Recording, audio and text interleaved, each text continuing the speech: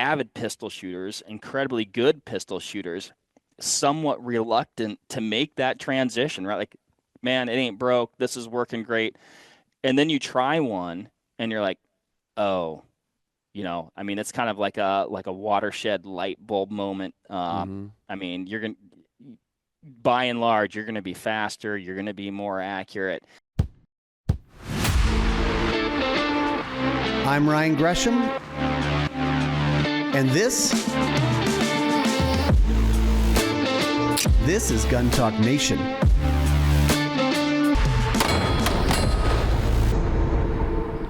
All right, welcome into Gun Talk Nation.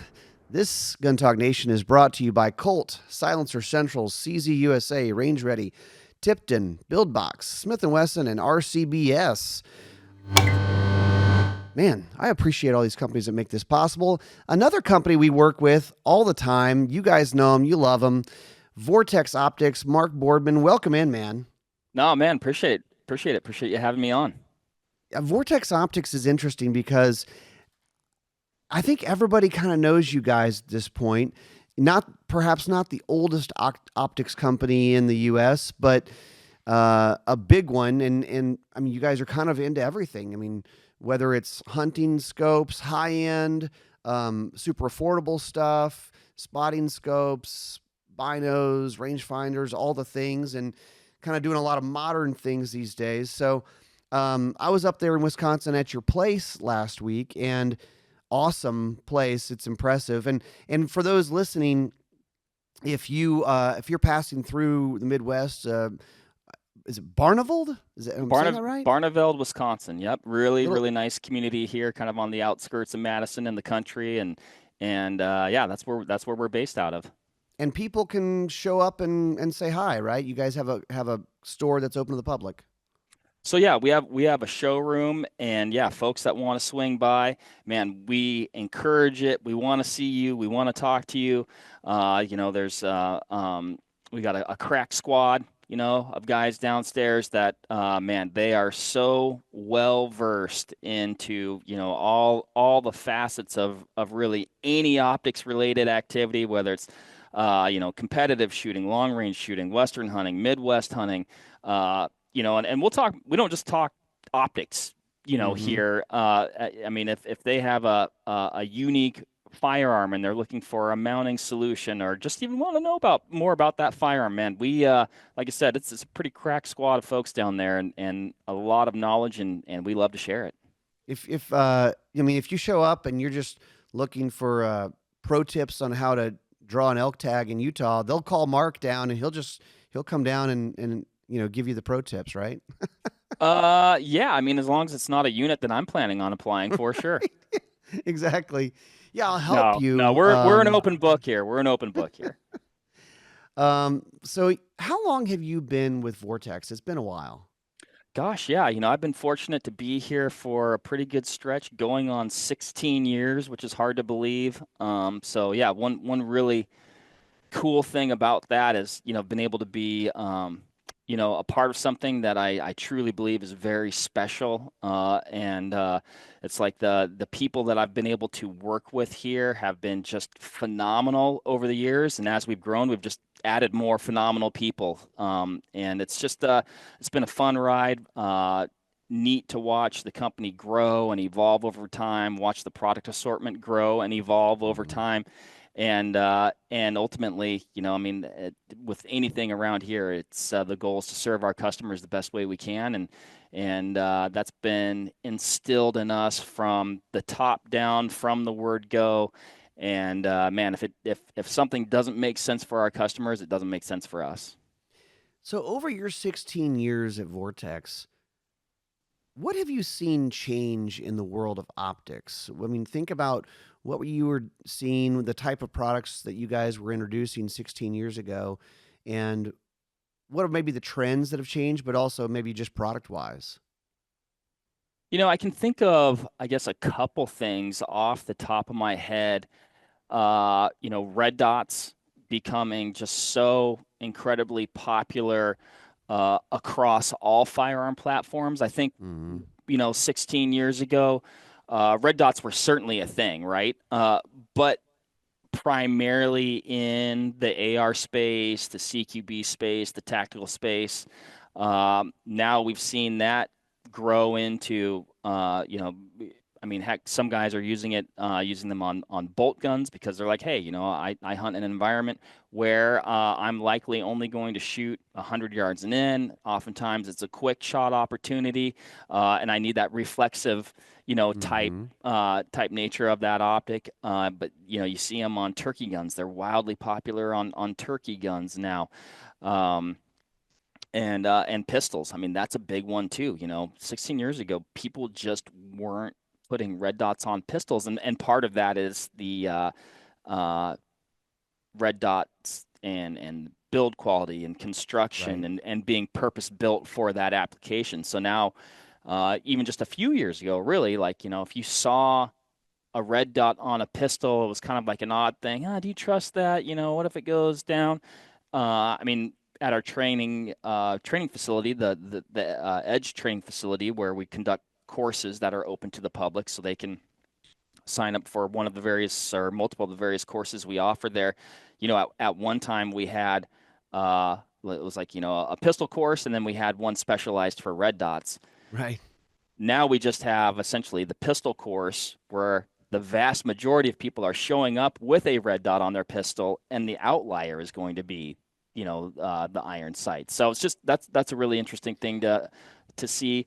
And then long range. I'd say Yeah. long range shooting, dialing to execute shots at extended ranges, whether that's your precision rifle competitive shooter, or you're extending your effective range when you're hunting out west. Um, that's another big one. Just the long range game has absolutely exploded. Yeah. I mean, we're seeing in that popularity translate into new things in the world of scopes, right? Yeah, one thing that I think, and I guess I'll put a not to be boastful, but put a feather in Vortex's cap. And this was several years ago when we came out with our original Viper PST series. That was a scope that was incredibly popular for us. It was incredibly robust, and it was incredibly feature rich, and it had all those long range features, but came in at a price point that was within reach of your more common guy. I mean, really anything else in that with those types of features was going to be in the 1,000 and up type Right. category, and that just put those types of features within reach of I guess your more common guy, guy like me, right? And that's been a catalyst and something that we've grown over time, and now we're just seeing all these technologies and features that were often reserved for those really high end price point optics, um, trickle down into optics that don't carry that price tag. Yeah. Bigger turrets. And people are, I think, getting a little bit more used to using scopes in a different way, right? We don't have to guess on ranges anymore. We have laser rangefinders. There are binoculars that have laser rangefinders built in. So we used to say, man, that deer was like 300 yards away, and it was actually 220. Oh, that deer was really far. But and now we know, right? I mean, it's pretty common for everybody to have a laser rangefinder, and then whatever your system is, you can know that range and make those adjustments, whether it's in the reticle or with the turret or whatever. But that's been a big change. I mean, kind of going back to the red dot thing, we're seeing the same thing, Mark. We ran a course, pistol course here last week, Thursday and Friday, and I think about 70 or 80% of the students were running red dots on their pistols. Yeah, I mean, there's no question. I mean, at least, and not just because we sit in our Vortex optics chair and we sell red dots, right? Because we even have Right. some folks here that were uh, avid pistol shooters, incredibly good pistol shooters, somewhat reluctant to make that transition, right? Like, man, it ain't broke. This is working great.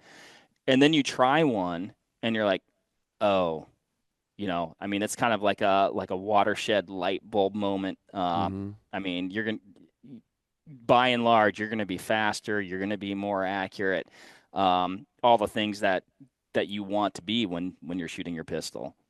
Yeah. I think about people like what they're used to, right? I know how to use iron sights. I'm doing that. And if you put a red dot on your pistol at first, you're gonna say, "Well, I think I'm slower. I'm having trouble finding the dot and all this stuff." And that's true. But you know, people thought the BlackBerry was awesome. It had this big keyboard, and I could see all the buttons. And then you get an iPhone, and for the first 2, 3, 4 days, you're like, I'm not really sure how this all works and how to. And of course, now, I mean, except for Mark, most people don't have Blackberries anymore. You're on like Gen 9 Blackberry. No, I'm just kidding. My trad phone. Yeah, that's right. But yeah, I mean, you kind of come around to it. I mean, when given the option, competitive shooters, when the open class division, there are no limits. Put whatever you want on these guns and shoot them to go as fast and accurately as possible. They don't shoot iron sights. No, no, you're not going to see that. And for a person on the opposite end of the high level competitive shooter, putting a red dot on your pistol is gonna it's gonna, like I said, it's gonna make you faster. It's gonna make you more accurate, but it's also gonna shorten your learning curve of becoming effective Mm-hmm. with that pistol. We have a lot of new pistol shooters, and we have more new pistol shooters every year, and people are extremely interested in concealed carry and being able to defend themselves. And man, you got to put in the practice too. Like I don't care what setup you're running. I mean, you have to practice, and you have to make sure that firearm is going to be an asset and not a liability. But man, a red dot is going to help you get there, just hands down. Mark, great point. If someone's new to shooting a pistol, or you've never taken a full day or 2 day class, go ahead and put a red dot on it. You're not going to be that person who's like, well, I'm just so used to shooting irons. No, you're not even used to shooting irons. Just go ahead and skip that step. You're going to be You're going to get better faster if you go ahead and start with a red dot. You don't have those biases towards finding the iron sights. Definitely. I mean, and I've seen that here. I've seen. I mean, frankly, it doesn't have to be women, but in this example, it was a woman with her husband, and he had her set up with a pistol with a red dot. She didn't know. I mean, she wasn't a pistol shooter, but it's very easy to explain. Dot on target, press trigger. You just skip a step of lining up iron sights. Now, somebody could say, it's important to know how to use the iron sights. Sure, that's important. But the red dots have gotten so good with battery life and reliability and all those things that it's less of an issue. And I think that's a great point. Go ahead and just start out with a red dot if you're thinking about getting a pistol. You'll get better faster. Mark, let's take a quick break and we'll be right back. For cleaning or maintenance, the Tipton Best Gun Vise 360 sets the benchmark. The ball head accommodates any conceivable configuration. Swappable jaw pads optimize the grip on your gun without the risk of marring. To see the Tipton Best Gun Vise 360 in action, visit tiptonclean.com. Enter to win the Ultimate Builder Giveaway presented by BuildBox. Here's your chance to win from over 100 incredible prizes from top brands like Caldwell, Real Avid, Wheeler Tools, Brownells, Aero Precision, Timney Triggers, Ballistic Advantage, EOTech, and Tipton, and even more. You can also win guns built on the show. Don't miss out. Visit BuildBoxTV.com to enter and gear up for your next build. RCBS was founded in 1943 by Fred Huntington in Oroville, California, and they're still at it today, making dies and shell holders, presses, and all sorts of reloading supplies trusted for decades. Get into reloading again with RCBS, rcbs.com. So red dots definitely a big change in your time at Vortex. They've become so popular. I guess was it last year you guys introduced the Defender series? So yeah, so we the first it's been an evolution of introductions within that series. So yeah, we had the Defender CC Dub, concealed Mm-hmm. carry, very small form factor dot, but also probably the largest window in its class. So you're getting that optimal blend of concealability, form factor, but also a large, very functional window. Then we have the Defender ST, that's kind of like the Goldilocks, which is kind of like your middle ground, a little bit bigger form factor, a little bit bigger window. You want to put it on a pistol, great. You want to put it on a shotgun, great. Like it's Hmm. gonna do it all. And then we have the Defender XL, and I'd say that one is geared, it's marketed for competition, but we also see it being like, competition pistol shooting. But man, we Right. see that one on a variety of platforms. And was just talking to a person the other day, like they were going to put it on a defensive type handgun, but it wasn't Hmm. necessarily going to be like, on their person. It was going to be more in a carry bag. And Yeah. so he's like, well, I'm just going to put the Defender XL on here because, I'm not carrying an appendix. Um, and that said, I know guys that put the XL on their pistols and they carry an appendix. So it's not like it's excluded from being able to do that. So if a person was interested in putting a red dot on their pistol, I would look towards that series. I wouldn't rule anything out and just decide which one is right for you and the pistol that you're going to put it on. Yeah, and you're right. Like an XL, I mean, probably you could run that on an AR or a shotgun, and it's kind of a little bit smaller form factor red dot. If you want a little low profile, maybe if you're running like a AR pistol, something that's you want to keep everything kind of smaller and lighter, but still have a good size window with a dot. Yep, yep. And with all these dots, one big asset is it allows you to be target focused and threat focused. Hmm. I know when I'm in a situation, I guess I haven't been in a situation, but do I want to be looking at my iron sights or do I want to be looking at the target or the potential threat and being able to focus on that, concentrate on that, and real time assess the situation and how I need to react. And for me, the red dot allows a person to do that. Yeah, for sure. I have a question, Mark, and I don't know if you have a take on this, but you guys make so many different types of optics, and also you're kind of good about providing shooters and hunters a lot of options as far as price points go. When you look at the red dot landscape, there's just an enormous amount of stuff out there.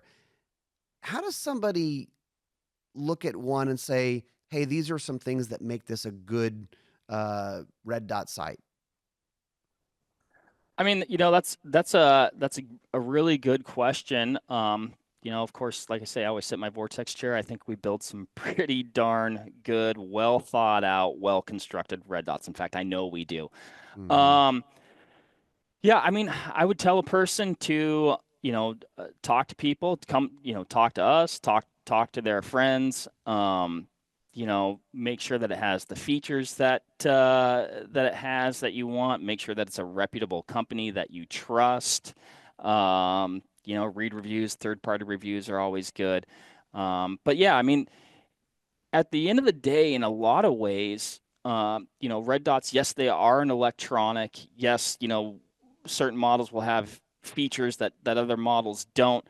But the bones of a red dot is actually not the most complex thing, right? So, Mm-hmm. um, yeah, I guess I'm maybe I'm not answering your question Well, one of the things as I was accurately thinking as I'd about, like, but I mean, you can produce a pretty good red dot, yeah. I mean, one of the things I'm thinking about is looking at a lot of different red dots. I've seen variations in quality of the dot itself. Like it's a it's a crisp dot versus sort of a smudgy red thing out there. That's a big deal for me. And then there's preference things, right? Choosing the size of the dot for the use, maybe a bigger dot for closer up stuff, a concealed carry pistol, maybe a smaller dot if you're going to be doing, if it's going to be on a rifle where you're shooting out to 100 to 200 yards, maybe a two MOA would be 2.5, 2 MOA, so a smaller dot, maybe a 6 MOA or something like that, in that ballpark for a concealed carry setup. I mean, other things I would say is like, is it durable? Can it take the recoil? How's the battery life? Although I think battery life is fairly consistent on dots. I don't know. That's what it seems like. I haven't, made a spreadsheet of this, but um, and it's just because people will say it's got to work, right? I mean, especially on a defensive pistol. Yeah, I mean, hands down, it has to work. You have to be able to trust it. You brought up one thing, battery life, right? And yeah, I'd say, I know our dots and a lot of dots on the market have really great battery life. I'd say a differentiating factor, I'd say primarily from what we quote, we're mostly talking about battery runtime at Vortex, which is different from battery life, right? Oh, okay. Battery life can be somewhat ambiguous as far as how it is getting measured. So when you go on the Vortex website, you'll see battery runtime, and that's just the total runtime that battery will keep the optic going at a certain setting, right? Like battery Mm-hmm. life is like, oh, did you turn it on and off? Did you use it were you carrying it every day? Was it in your safe for half the year? So that runtime is a key number, and oftentimes for us, if a person isn't differentiating the terminology, they might go, well, that Vortex one actually has, less, when in reality Mm-hmm. it could have more. Interesting. Yeah, 'cause different settings and all that stuff. Hmm. Um, I'm gonna take a left turn on you because this is gonna be a divergent topic for everybody listening. But we're gonna go ahead and cover this because we have to educate people about Wisconsin culture. You guys are in Wisconsin. You are proud Wisconsin folks up there at Vortex. I'm from the deep south. And I learned this on my last trip, and then we kind of played around with it this time. Wisconsin old fashions. Old fashions are very popular around the country. Old fashioned drink, Hmm. traditionally bourbon, sugar, some bitters, whatever. You guys have a different spin on it. That if someone hasn't been to Wisconsin, they need to know about this. So one thing, so I'm a transplant. I'm originally from Washington State, but I've lived at a couple places throughout the country, and I will say this, like Wisconsin pride is a real thing. People are I can stoked to tell. they are stoked to be from Wisconsin, and they are excited to let people know. I've never lived in a state where more people wear, like, and I'm not saying like your favorite. Well, I mean, there's a lot of sports team type, apparel around here, but just like people, just like Wisconsin, Wisconsin, Wisconsin.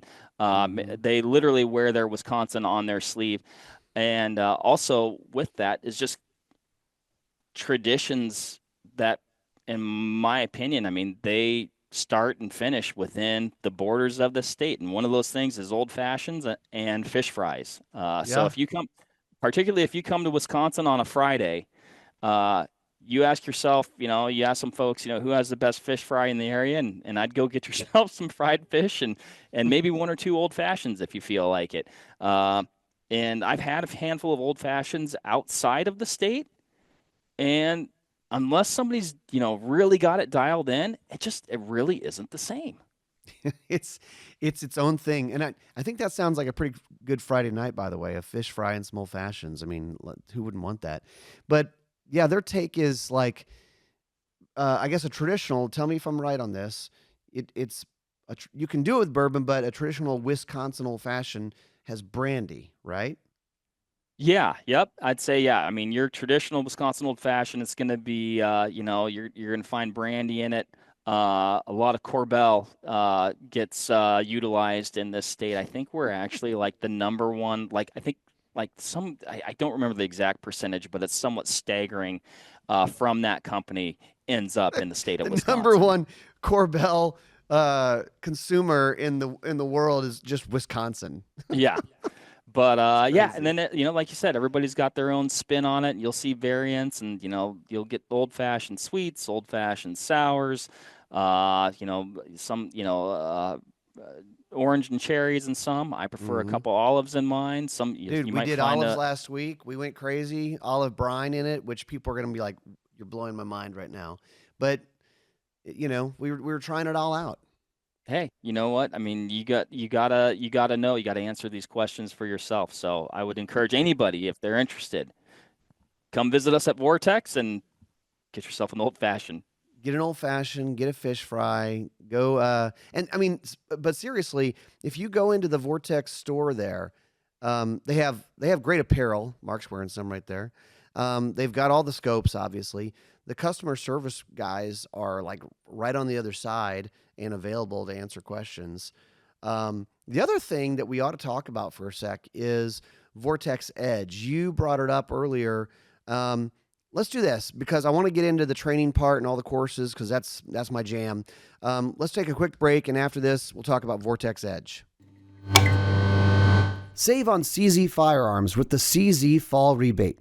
Receive up to a $100 rebate on select CZ firearms from now through December 31st. Learn more about the CZ Fall Rebate at cz-usa.com. Range Ready is where we run our classes, rangereadystudios.com. So go over there to check out the classes and events that we have going on. These things go fast. Another little known thing about Range Ready is we will provide you a pistol if you need one for running a class, or even an AR. But there's no charge for that. We don't rent you a gun and there's an upcharge. It's just available for your use. So it's a pretty cool deal. Go check it out, rangereadystudios.com. The new Smith & Wesson Bodyguard 2.0 bridges the gap between a gun that's easy to carry and one that's easy to shoot. Small and lightweight at only 9.8 ounces. But plenty of 380 auto with 10 and 12 round magazines. See the new Bodyguard at smith-wesson.com. Colt revolvers stand the test of time, and they've added more to the lineup. The Colt Grizzly is a rugged .357 Magnum 6-shot revolver featuring stainless steel construction and adjustable sights. The Colt Kodiak is your ultimate companion for big game hunting or backcountry carry in .44 Magnum with a 4.25-inch ported barrel. See the Colt revolver line at colt.com. So, Mark, I harp on training all the time. I mean, we run some courses, but I always tell people ours are kind of specialized. We don't run, 5 courses a week or whatever. I think a little bit like you guys, not necessarily open to the public on a day-to-day, Monday through Saturday basis, but you run courses. So talk about how this started and what can people expect at Vortex Edge. So yeah, we're super fortunate and something we're really proud of to be able to offer those courses and have, in-house instructors who are incredibly capable of teaching those courses. We have a static indoor 100-yard range here at Vortex. We have a dynamic 50-yard range where you can do more move and shoot scenarios. So I'd say more of our carbine pistol courses take place on that 50-yard range. Variety of targets, opportunity for moving targets on the 50-yard range, and also scenario-based stuff. They can introduce like flashing lights of law enforcement. We do night vision courses there where we're actually able to get that range 100% dark.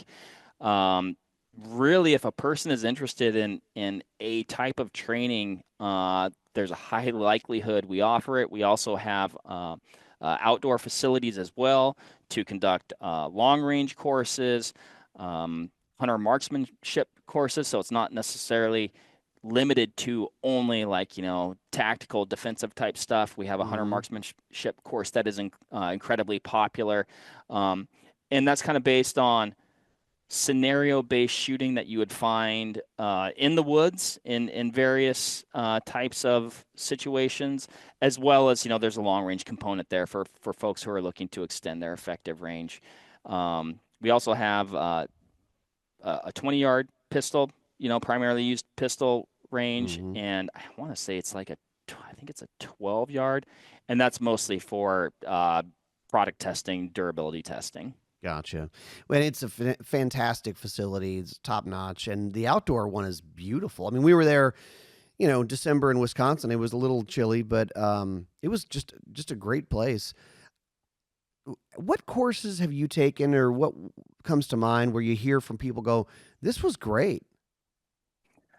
I mean, really all of them. And oftentimes one leads to another. And to that point, I'll take pistol for example. We have a pipeline, right? So it can be you can take the intro, you can take a course that builds on that, and you can take another course that builds on that. And we do the same thing with carbine, and down the road. So a person can really go through and that pistol journey and build uh, on their skills in a course that has, continuity with the previous step. Gotcha. Yeah, progress in it. Um, but yeah, the instructors are great. I kind of got a little abbreviated instruction. We did a few hours one day, a few hours another day, doing some pistol stuff. And I love the idea of a hunter marksmanship because if you think about it, anybody who grew up hunting, for the most part, your dad, your uncle, your grandpa taught you how to shoot. And for the most part, the majority of your shooting is done at the range on a bench. Let's sight it in and let's go hunting. And if you're Eastern, you're probably Eastern hunting, you're probably sitting in a stand of some sort, and Western hunting, you're walking around. But there's a right way and a wrong way to shoot from a stand, and a right way and a wrong way are very, I mean, I guess, any number of ways to shoot when you're out, spot and stalk Western type hunting. And most people don't practice it, right? They really don't. And that positional shooting is key. I mean, hunting is so, every situation is different. The terrain is different. Even 10 yards this way or that way can change the way that you engage that target or, try and execute a shot to take that animal. And yeah, so we'll have, we're going to help folks with their general shooting mechanics, their Mm-hmm. fundamentals, things like that. But I mean, you're going to shoot prone, you're going to shoot out of a tree stand, you'll shoot off shooting sticks, and even you think about shooting prone, for instance, you might shoot prone-ish, right? But Mm-hmm. there's things. The terrain is never just quite perfect. When you're trying to shoot that deer at 400 or 500 yards, don't necessarily get to put your shooting mat down and get the bipod out.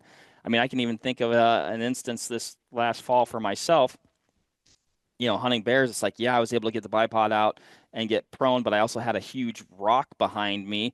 So, Mm-hmm. my body was in more of an L shape, if you will, not necessarily optimal. If somebody was going to teach you how to shoot prone, that's not how your body's going to be bent up. But Yeah. that course is going to help folks deal with those types of things, make adjustments, and hopefully take home that, big buck, bull, or bear. Yeah, we all love shooting prone, super steady. Oh, I shoot prone. I'm shooting targets out to 500, 600 yards. And then you go out west, and then here comes the mule deer, and the sagebrush is 2 feet tall. And you go, well, uh, there ain't no prone shooting from this position. You got to have Right. options. You got to have options and you got to, have the tools with you that are going to help you get as steady as possible and make that shot. And another important thing to learn is just your limits, right? Like you might be Mm-hmm. able to shoot 600 yards prone, but you get off shooting sticks, maybe you need to limit yourself to 300, and that's going to be person Yeah. to person and skill level to skill level. But definitely good information to have the next time you head a field. Yeah, that's great. Mark, as we kind of wrap this up, I got a question for you, and you're the guy to ask. I think you've been at Vortex forever. You've used all these different products, and somebody could have like their one favorite Vortex optic, but they're probably not familiar with your whole line because you got so many things. Are there one or two products that you just really like that you feel like maybe people aren't as aware of? Maybe it's like, hey, a lot of people don't realize there's this really cool thing that we make. You know, so one thing, I guess I could bring up a couple things. In some ways, like I'm guilty of ignoring it myself, and get feedback on this. Sometimes, we do a lot of podcasts about equipment and gear, Mm-hmm. and it's actually a good reminder that we need to do another podcast on this. But monoculars, like they Yeah. kind of just get forgotten, but they can be incredibly handy, incredibly useful for the hunter, the general observationist, law enforcement. Mm-hmm. They're lightweight, they're handy. It's one hand operation, so it does leave your other hand completely free to navigate whatever situation that you're in at that time. They're discreet. So that'd be one. And I'm talking to myself as much as I am anybody else. Is like, you He's might talking have himself actually, into it. yeah, I'm going to get one of these things. But I'd say monoculars, as far as products that, that I've just really like and fallen in love with over time and have helped me become a more effective, efficient hunter. Um, I'll mention two scopes, and they'd have very similar features. The Viper HD 3 to 15 with the exposed turret, purpose built for dialing. It's got a zero to stop. The optics are absolutely incredible. 30 millimeter tube, plenty of Mm-hmm. travel. And then almost I guess it's upper tier brother, and that's the Razer HD LHT 3 to 15 by 42. Man, and I've been using that scope for several years, and actually was able to, shoot a black bear in the high country on a backpack hunt this year, last day of the hunt, and just the closest we were going to get ended up being 780 yards. But I just had confidence in my rifle, the scope, the system, the shooting conditions. It was right first thing in the morning. Yeah. This bear was likely going to be going back to bed. If we went up this kind of cliffy, gnarly, bouldery hillside, we probably would have lost sight of it for potentially, hour and a half, trying to get closer to it to execute a shot, which likely would have been if he was still there, which I doubt he would have been. 50 to 100 yards, right? Which, I mean, I Yeah. will always get closer if I can. I'm looking for that close range shot, but we assessed the situation, decided that, hey, this is going to be the best opportunity that we have for success. I had confidence in the rifle, my shooting, the conditions. Like I said, there was just not a breath of wind in the air, and laid down and was able to execute that shot and take home a bear where, a few years ago, it would have been, hey, we had a great hunt, but we didn't get one. Sure. Yeah. What caliber are you shooting? 300 WSM. Oh yeah, it's great. Classic. Kills That's kind of everything. my that's kind of my pet do all. It just kind of I just have a lot of confidence in it and like it. Ammo availability can be a little bit tricky at times, but it's always served me well. Yeah, that's great, man. Well, Mark, thanks for being on with us, talking some optics. No, man, I appreciate it. I mean, this is my favorite thing, chatting optics and Vortex, and super blessed to be able to do it, and appreciate the opportunity to come on and chat with you. It was great seeing you the other week, and it's great chatting right now, and yeah, anytime, man. Awesome. And if you guys are listening to this, you listen to podcasts, you like gun stuff, obviously Vortex has their own podcast. We're like sister nations here. Vortex Nation, Gun Talk Nation. So go check it out. Mark Boardman, Vortex Optics. Thanks again. And thank you guys for listening. That's it for us. We'll see you next time on Gun Talk Nation.